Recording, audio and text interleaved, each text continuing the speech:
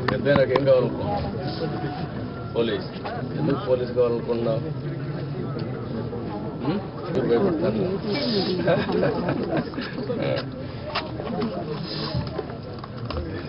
నువ్వేం కావాలనుకున్నావు? లాయర్ కావాలనుకుంటున్నావు. ఎవరు మీ అమ్మ చెప్పిందా నీకే ఆలోచన వచ్చింది? ఎందుకు వచ్చింది? అంటే అందరినీ బాగా మంచి న్యాయం చేద్దాం, ఎవరికన్నా అవసరం అయితే సహాయపడదాం. బాగా చదువుకుంటావా? మీ కమ్యూనిటీ ఏంటమ్మా? మీ కులం ఏంటి? లంబాడి. ఎంతమంది ఉంటారు ఈ ఊరు లంబాడి? దాదాపు 200 మంది ఉన్నారు ఈ ఊరు. అందరూ కూలి పని చేస్తారా? అందరు కూలి పని. ఇదే మరి ఊర్లో అక్కడక్కడ ఉన్నారా? ఈ బజార్ వచ్చింది, ఇది ఏమో గొల్లబాతుల బజార్. మీరేం చేస్తారు? కూలి పని, ప్యాకింగ్, మందు పట్టి కలుపు రైతులు.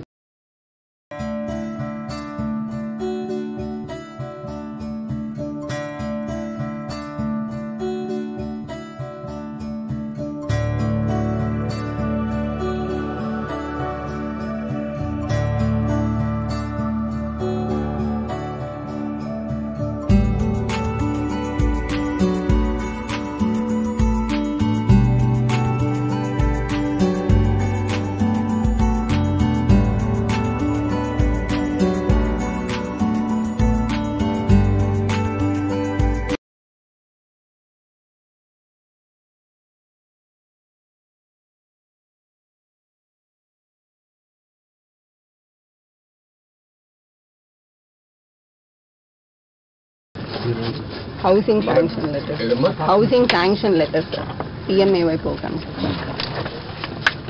ఇప్పుడు ఇల్లు కూడా ఒకటి శాంక్షన్ చేస్తున్నారు, కట్టిస్తారు. ఆయన పాములు సార్, ఆయన పేరు మీద వచ్చి CRDA మీరు కలిసి ఈ ఏరియాలో ఉండే వాళ్ళకి ఇండ్లు ఇలాంటి వాళ్ళకి కొంతమంది కట్టుకోలేని కట్టిద్దాం. Okay, yes sir.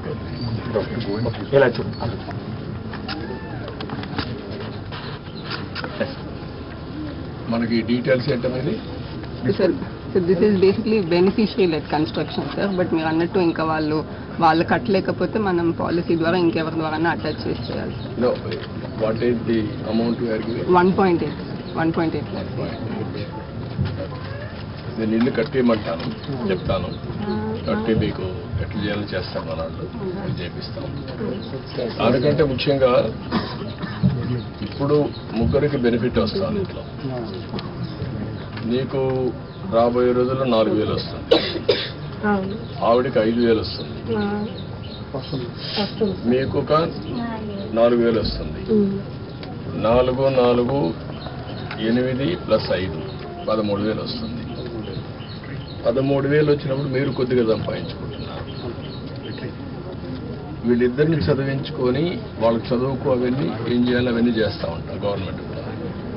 కానీ 10 రూపాయలు సంపాదించుకునే మార్గం ఎందుకు ఆలోచించకూడదు? మీరు సంవత్సరానికి ఒక పద్ధతి ప్రకారం చేస్తే ఎప్పుడూ పేదరికంలో పుట్టి పేదరికంలో చనిపోయి ఇల్లు కూడా లేకుండా అవస్థపడి వర్షానికి